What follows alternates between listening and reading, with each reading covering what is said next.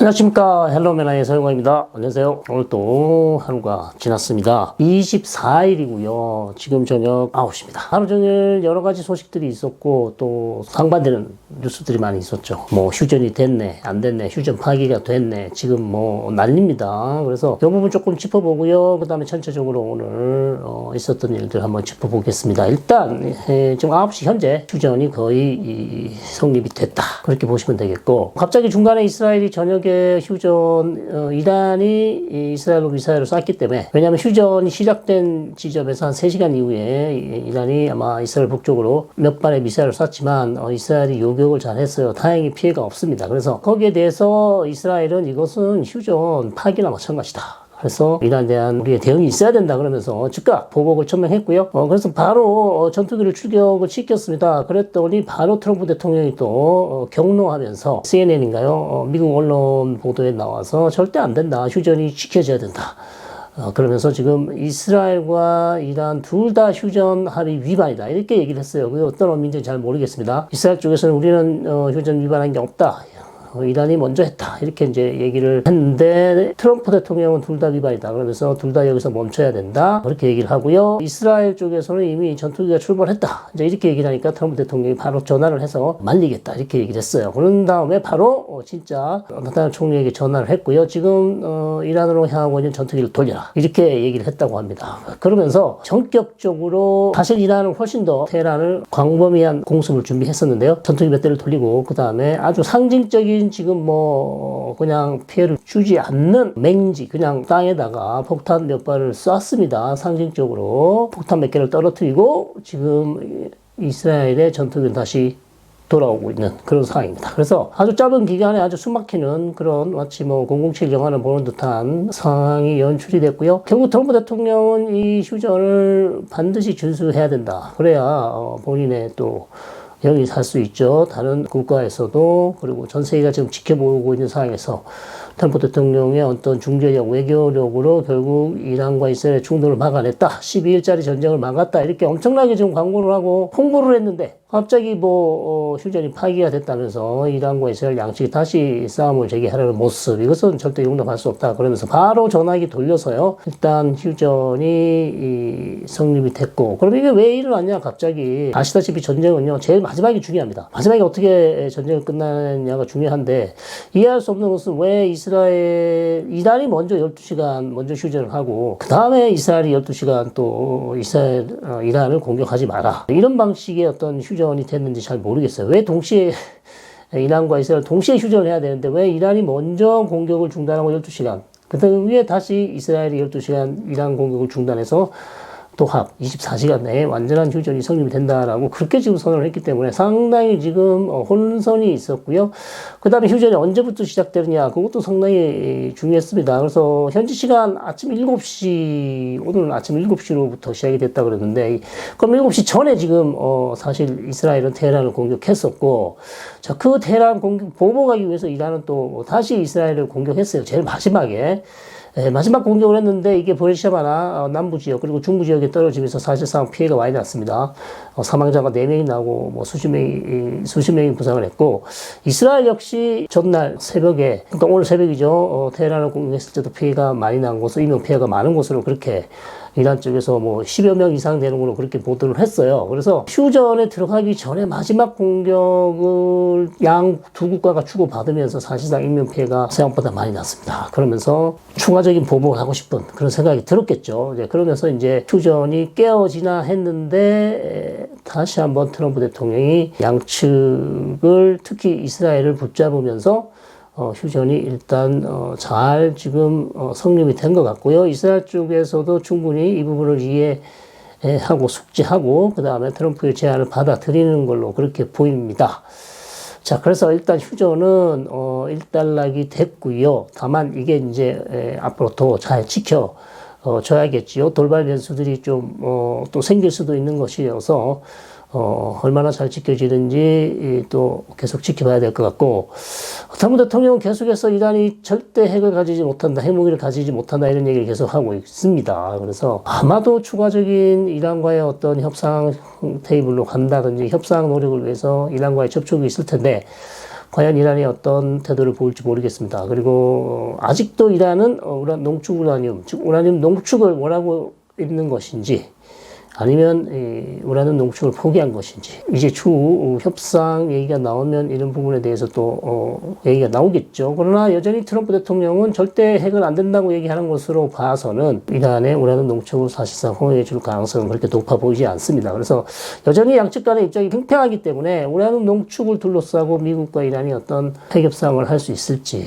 그리고 또 한 가지는 지금 이란이 이렇게 망가진 상황에서 핵협상으로 나올 수 있을지도 잘 모르겠어요. 그러나 트럼프 대통령은 계속 요구를 하고 있습니다. 다시 협상 테이블 돌아와라는 얘기를 하고 있어서 추후 협상이 어떻게 진행되는지도 좀 봐야 될 필요가 있습니다. 그리고 중요한 또 몇 가지 점을 짚어드려야겠죠. 과연 그러면 이제 이렇게 전쟁이 끝나는 것인가? 그럼 뭐 휴전이 지켜지는 걸 봐야 되는 것이고요.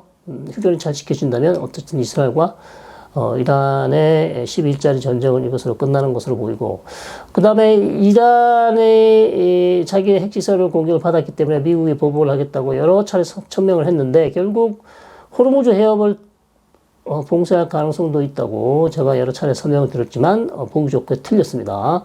그래서 호르무즈 해협보다는 이라크와 저기 까타르죠. 까타르에 있는 미군 기지를 약속 대련, 그러니까 먼저 공격하겠다고 먼저 알려주는 거죠. 그러면 거기에 있는 미군들이 대피를 함으로써 사실상 피해를 입지 않고 그러나 이란은 보복을 했다고 자기 국민들과 그다음에 국제사회에서 얘기할 수 있는, 눈 가리고 아웅하는 식으로 이란이 결국 미국과의 대치 상황을 이것으로 퉁치고 넘어갈 수 있는 그런 상황이 됐어요. 그래서 어떤 분들은 그게 무슨 의미가 있냐, 실제 보복도 아니고 미군들은 다 빠졌는데 아무런 보복을 입히지 않고 어떻게 그것을 가지고 이란이 보복을 했다고 할 수 있냐라고 할 수 있겠지만, 이란 입장에서는 어쨌든 실제로 미군을 공격해서 미군 인명 피해가 난다면 트럼프 대통령이 엄청난 또 군사적 압박, 또 군사적인 공격을 받을 수 있잖아요. 그러면 이란의 상황은 더 어려워집니다. 그래서 그러면 이란이 왜 이렇게 쉽게 포기를 했나? 이란 강력한 뭐 중동의 맹주, 그리고 시아파의 뭐 대표 국가, 그리고 강력한 강성대군, 그리고 엄청난 무기군을 가지고 있는데 왜 이렇게 무너졌냐? 그런 의구심이 많이 드실 텐데요. 아마도 이란 군의 가장 큰 취약점은 공군력. 그러니까 전투기도 그다 별로 없고요. 최신 전투기가 없죠. 왜냐하면 1979년부터 미국의 제재를 받아왔기 때문에, 그 이후 또 뭐 국제사회도 여러 차례 또 제재를 해왔기 때문에 제대로 전투기를 구입하지 못했고 공군력이 없습니다. 그러니까 이란이 유일하게 적극적으로 그 다음에 집중해서 개발한 것이 탄도미사일이죠. 창을 개발하는 것은 이란이 성공을 거뒀으나 방패가 없습니다. 방공망이 없고요. 공군이 없어요. 그러다 보니까 이스라엘의 압도적인 군사력, 특히 이스라엘의 압도적인 공군력을 가지고 있습니다. 그래서 전투기 뭐 수백 대가 이란의 영공을 해치우면서 필요한 목표물을 타격을 했고요.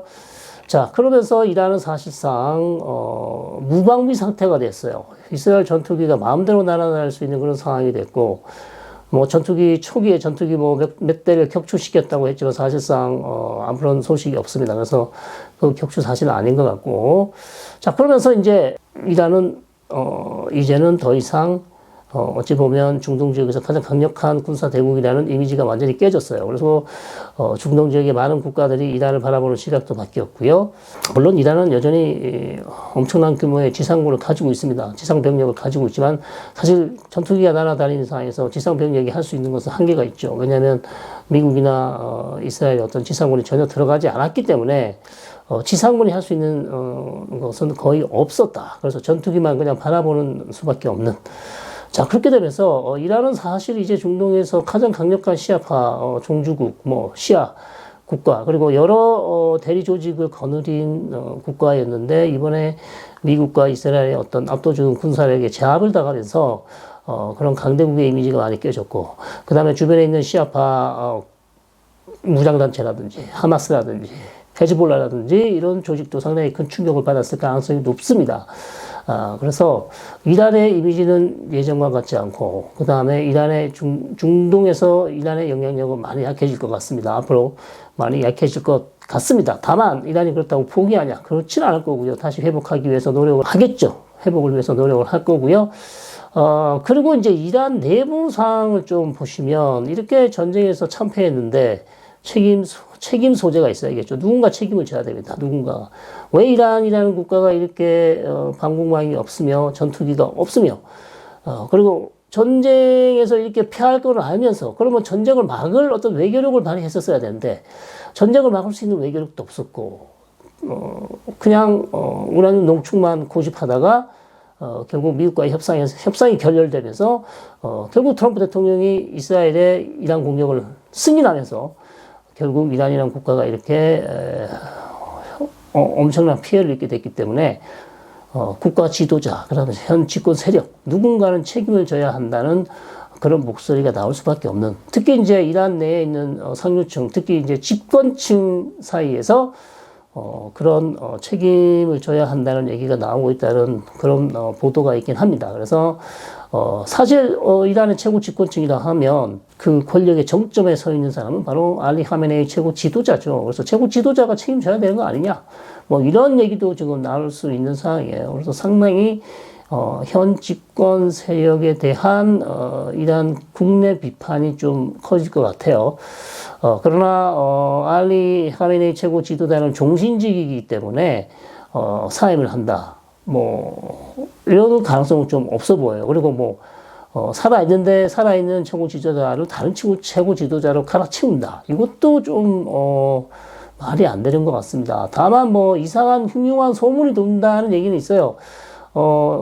최고 지도자가 아주 정신적 충격을 받아서 사실상 이성적인 중요한 논리적인 결정을 할 수 없다는 얘기가 있어서 최고 지도자를 안가에 그냥 모셔놓고 이란의 다른 집권 세력들이 집단 지도부 체제를 갖추고 의사정책 결정을 할 가능성이 있지 않냐.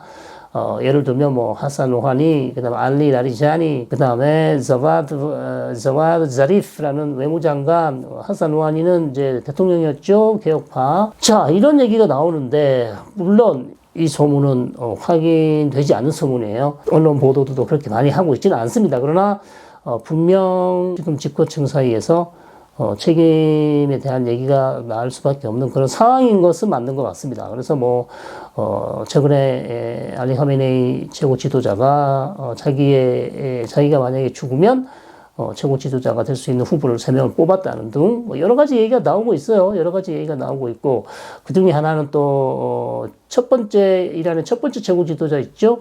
아야톨라 호메이니의 손자가 될 수도 있다. 손자도 후보다. 이런 얘기가 나오고 있고. 또 다른 후보는 역시 뭐, 하메네이의 두 아들이 있죠. 무자타바가 있고, 그 다음에 또 큰 아들. 무자타바는 아마 작은 아들일 겁니다. 그래서 큰 아들. 하메네이 두 아들도 뭐 후보가 될 수 있고. 그 외에 또 다른, 중요한 시아파 이슬람, 학자들이, 결국, 하메네이의 뒤를 이을 그런 후보자가 아니냐 이런 얘기가 나오고 있어요. 이런 얘기가 나오는 것 자체가 벌써 알리 하메네이의 어떤 도덕성, 그 다음에 정당성 이런 것들이 많이 무너졌다. 왜? 너무나 큰 피해를 입었어요. 이런 이란의 그 강성대국 이란의 이미지가 이스라엘과 특히 이스라엘의 어떤 공군력에 엄청난 피해를 입으면서 국방 얘기, 우리 국방 얘기 끝밖에 안 되냐 이렇게 약하냐? 라는 생각을 할 테고, 이란 국민들은 사실 좀, 상당히 절망에 빠져 있고 실망할 가능성이 높죠. 그러면 또, 이란 집권층은 이런, 절망에 빠진 이란 국민들을 위해 또 위로를 해줘야 되고요. 그럼 어떻게 보면 또 새로운 정치인을 뽑아야 되고, 새로운 수뇌부, 새로운, 집권 세력의 어떤 물갈이를 이제는 얘기해야 되지 않나. 뭐 이런 얘기가 나올 수도 있습니다. 그래서 이란 내부 정치가 앞으로 어떻게 될지도 좀 관심 있게 지켜봐야 될 필요가 있습니다. 자, 이것은 좀 긍정적인 전망이고요. 부정적인 어두운 전망이라고 한다면 이란이 아무리 지금 어려운 상황을 겪었지만 이란 혁명 체제가 여전히 굳건하다. 그래서 무슨 지금 이 상황에서 뭐 집권 세력의 물갈이 그 다음에 정권 변화. 무슨 정권 변화는 쉽지 않다고 여러 차례 제가 말씀을 드렸습니다만, 그렇기 때문에 좀 전에 말씀드린 아주 이란의 어떤 변화가 있을 것이다라는 그런 전망과 상반되는 전망은요, 여전히 유지될 것이다. 집권 세력, 즉 이 혁명 세력이 세운 이 이란의 어떤 국가 시스템은 그렇게 쉽게 바뀌지 않을 것이다. 그리고 이란 내 어떤 반정부 시위도 크게 일어나지 않을 것이다. 물론 조그마한 시위들은 있겠죠. 그러나 이란이라는 국가가 그렇게 쉽게 바뀌는, 정권이 무너지는 그런 시스템은 아니다라는 그런 분석과 설명도 있어요. 왜냐하면 이란은 또 100만에서 200만 되는 민병대, 즉 바시지를 가지고 있고, 그런 바시지 조직들이 이란 국민들을 잘 감시하고 있습니다. 그래서 평소에는 저처럼 이렇게 옷을 입고 있지만 전시에는 유사시에는 그 사람들 총을 들고 와서 반정부 시위하는 사람들을 감시하는, 그리고 혁명을 지키기 위해서 목숨을 바치는 그런 민병대 조직들이 이란 전역에 깔려져 있다. 그렇기 때문에 이란이 그렇게 호락호락하게 혁명 세력, 혁명 정부가 넘어가거나 뒤집힐 가능성은 별로 없다라는 이제 또 그런 분석도 할 수가 있습니다. 또 하나의 궁금한 것은 이란은 왜 이렇게 우라늄 농축에 이제 목숨을 거냐? 왜? 우라늄 농축만 포기를 하면 사실상 미국과 어떤 협상도 가능하고 모든 것이 가능할 텐데 왜 이렇게 우라늄 농축에 목숨을 거냐? 자, 우라늄 농축은 결국 이란을 뭐로 만들어 줄 수 있습니까? 핵 문턱 국가를 만들어 줄 수 있고, 핵 문턱 국가가 돼야 할 이유는 리비아나 사담 후세인처럼, 리비아의 모아마르 가다피나 사담 후세인처럼 미국의 어떤 전면, 아니면 나토를 포함한 어떤 서방 국가의 어떤 침략을 받았을 때 정권을 지킬 수 있는 마지막 수단이 핵밖에 없다. 핵무기밖에 없다고 생각하는 거예요. 그래서 핵무기를 만들지는 않지만 여차하면 핵무기를 만들 수 있는 그 수준을 유지하고 싶어 하기 때문에 우라늄 농축을 계속 하려고 했던 것이고, 그래서 이란의 가장 중요한 안보 정책이 세 개가 있다면 첫 번째가 말씀드린 이 우라늄 농축입니다. 우라늄 농축을 해서 핵문턱 국가의 수준을 만드는 것. 핵을, 탄두를 만들지는 않지만 마음만 먹으면 만들 수 있는 수준을 유지하는 것이죠. 그것이 중요하고, 이것이 이제 향후 적대 세력이 이란을 위협했을 때 협상 카드를 쓸 수가 있는 것이죠. 그래서 이게 첫 번째 이란의 안보 정책이고, 두 번째 이란의 안보 정책은 안보 독트린이라고도 할 수 있지만 안보 정책은요, 탄도미사일입니다. 탄도미사일, 즉 창. 적국이 나를 공격하지 못하도록 긴 창으로서 적대 세력을 공격할 수 있다. 이번에도 상당히 큰 위력을 발휘했죠. 탄도미사일이 이스라엘에 많은 피해를 입혔습니다. 그래서 긴 창을 하나 만들었어요. 탄도미사일 두 번째고요. 세 번째 이란의 안보를 지켜주는 것은 바로 이란의 대리조직이었죠. 적대 세력이 이란의 영토에 침범하기 전에 이란 주변에 있는 대리조직들이 적대 세력을 공격한다. 하마스, 그죠? 레바논의 헤즈볼라, 그리고 예멘의 후티, 그리고 이라크의 친이란 민병대. 특히 레바논의 헤즈볼라는 가장 중요했죠. 지금처럼 이스라엘이 이란의 본토를 공격했을 때 이스라엘 북쪽에 있는 헤즈볼라가 이스라엘을 향해서 엄청난 미사일을 쏘아댔었어야 됐었어요. 그래야 이스라엘을 제압할 수 있었는데, 사실 작년에 헤즈볼라가 이스라엘과 전면전이 벌어지면서 거의 괴멸 수준에 왔기 때문에 이란이 이렇게 이스라엘로부터 지금 유린을 당하고 있을 때 헤즈볼라가 아무것도 해줄 수 없었습니다. 아무것도 할 수 없었어요. 그런 뒷배경이 있기 때문에 이스라엘이 마음먹고 지금 이번에 이란을 공격했다고 그렇게 볼 수 있겠습니다. 자, 그러면 지금 이란은 그럼 이제는 핵무기를 못 만들까요? 물론 한 2년, 3년, 4년 사이에는 핵무기를 만들기 어렵겠습니다. 그러나 여전히 많은 핵과학자들이 있고요. 그리고 지금 행방을 알 수 없는 400kg의 우라늄 농축, 60% 이상 농축된 우라늄을 가지고 있습니다. 그런데 이것은 얼마든지 우라늄 농축을 더 하면 90% 갈 수 있고, 이것으로 핵탄두를 만들 수 있는 어마어마한 물질이에요. 그래서 400kg의 고농축 우라늄을 지금 어떻게 할 것인지 미국이 또 결정을 해야 돼요. 그래서 이것에 대한 또 협상을 또 해야 될 필요가 있을 수도 모릅니다. 그래서 이것 역시도 이란이 앞으로도 핵무기, 핵 개발을 포기하지 않을 중요한 이유가 될 수 있죠. 그리고 이란은 또 원심 분리기 핵시설만 있으면 얼마든지 다시 본인들이 원하는 핵발전, 그 다음에 핵개발 할 수 있는 상황입니다. 그래서 지금 미국이 마치 이란은 다시는 뭐 핵무기를 못 만들게 만들었다고 얘기한다면 그것은 사실이 아닌 것이죠. 시간 문제입니다. 시간 문제고요.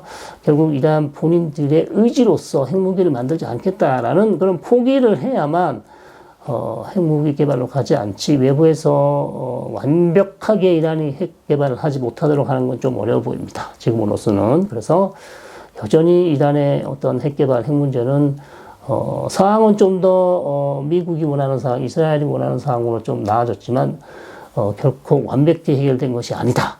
이렇게 말씀드릴 수 있겠습니다. 자, 오늘 하루 잘 정리하시고요. 또 추가적인 소식이 있으면 다시 한번 찾아오도록 하겠습니다. 고맙습니다.